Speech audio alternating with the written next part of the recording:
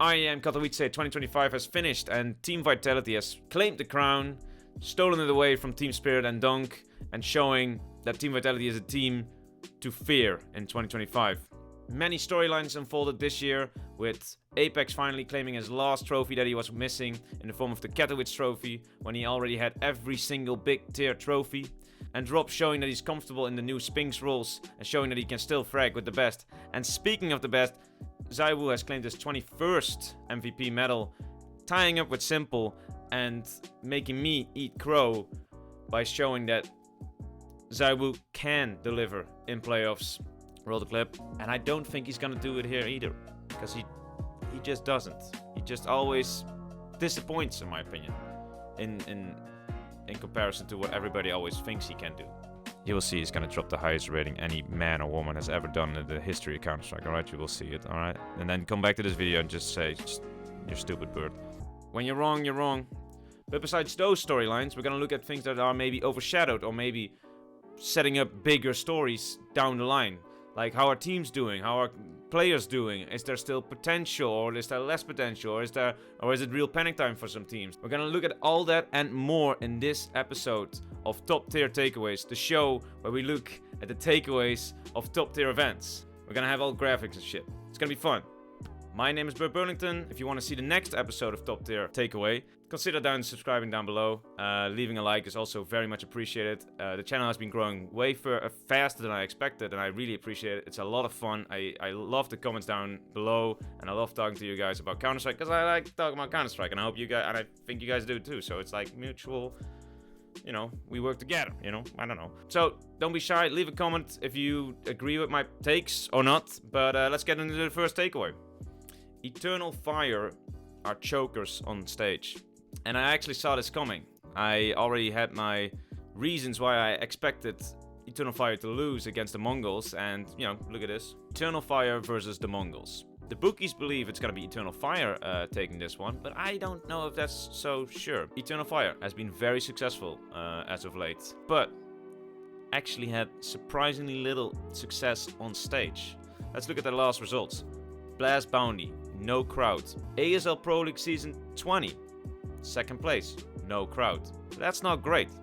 So, I'm saying Mongols to the semifinals. Let's go Mongols! I didn't want to see it happen, but I expected it to happen. It was this, like the choking was so bad that even Major commented on it after the quarterfinal. Is it something they can get rid of and shake off as quickly as possible? Or, you know, is it gonna be a big thing like Mouse where they just choke? Because Major's not a big time player himself. Like, he has always been in the lower parts of the scene and never made it into the top of Counter-Strike. So is he the person to lead this team to victory? I think it could get ugly, and maybe we found a glass ceiling, which is stage games. But we have to look at it. That's what this is. We have a takeaway. We're gonna look at it now for the rest of the season. The second takeaway, Kawaii. Astralis are in trouble. Cadian experiment is not working out, and Cadian seems castrated. Castrated Cadian, you might call it. Because he doesn't have his AWP anymore, and it shows in his stats. He's always at the bottom. He doesn't get many kills. It's ugly. It's ugly. They lost to MIBR in the play-in, which was a close game, but it's still MIBR, and Astralis should be better than them. And I already thought, like, are they gonna make it into the main event?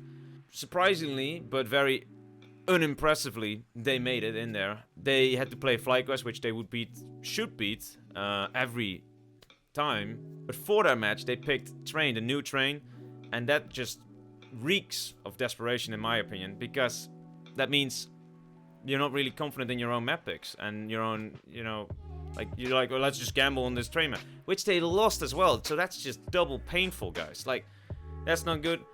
Then they had to play Furia, which I argue is also not a good team. More about that later. But that was like not an impressive victory, and especially like the last map, Nuke, it was ugly. It was an ugly game. None of these teams should have won, but one of them had to, I guess. There were two losers that day, Furia and everybody who watched. And finally, they lost to Gamer Legion, who had two new players in the form of Res and PR. More about that later. So you can't make the excuse anymore like, oh, Cadian has only been there for 5 months. So, like, no, it's 5 months. Raz is there for maybe a month if they're lucky. But they don't need luck because they're just better than Astralis. So, I want to do more ranting about Astralis, but because it's such a juicy topic, we're gonna do that in a different video later down the line. So please consider down subscribing for that one, because you don't want to miss that one. Third takeaway. Speaking of Gamer Legion, I was once again correct. Roll the clip, but NIP just couldn't get it out of it. Yes, only in 2017. I think it's gonna be like this. I think Raz is gonna be great in Gamer Legion this year. I think he's actually gonna... Everybody's gonna be like, oh, Nip, what the fuck are you doing? Please show that everybody your time on Nip doesn't count. Please, please. Yeah, I had a feeling Raz was gonna perform. I think he's gonna do great. And he was, on average, the highest performer of Gamer Legion. And they managed to take some big scalps along the way. They beat Pain, they beat Mouse, and they beat Astralis. They were this close to making the Spodek, but they had to go against Team Spirit, and they even took a map of them. So there's nothing to be said about. I like Gamer Legion. I hate the name. I think it's cringe, but Gamer Legion is doing great. This is only their second event of the year, and they almost this close to making playoffs. So good job to Gamer Legion. All right, let's go to our fourth takeaway. The Mongols are no joke. They made the playoffs of a top tier event again after making top 8 at the major, and beat a top 5 team in the playoffs to make the semifinals, and only lost to the eventual winners in the form of Vitality. And it was still a game, you know, still a game, not a blowout. The Mongols are just looking great, and they're gonna keep going. Is it a bit silly that they are top 3 in the global rankings? Yes, but they can be top 5, so, you know.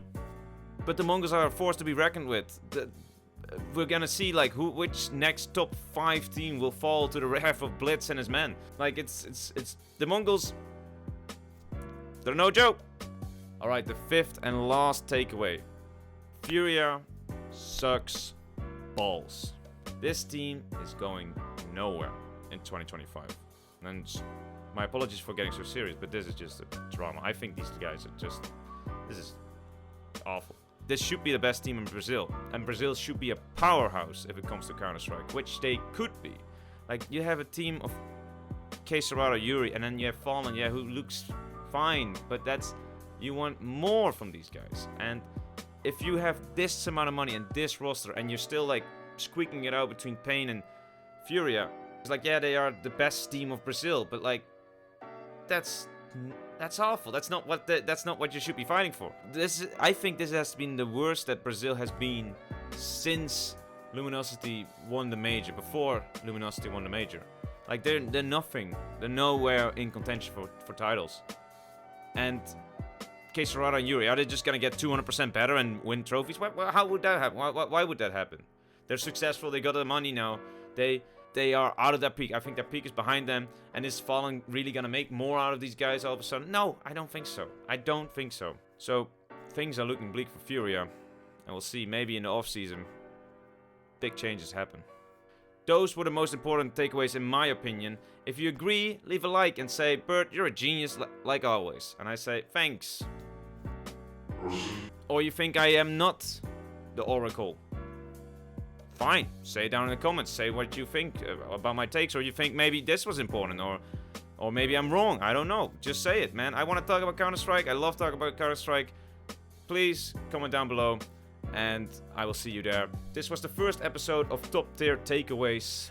If you liked it, please like, subscribe, comment down below if you want more. The next episode will be PGL Cluj-Napoca, but until then, we will have the Astralis episode coming out too, and just a lot more content coming your way. Subscribe, and I very much appreciate it.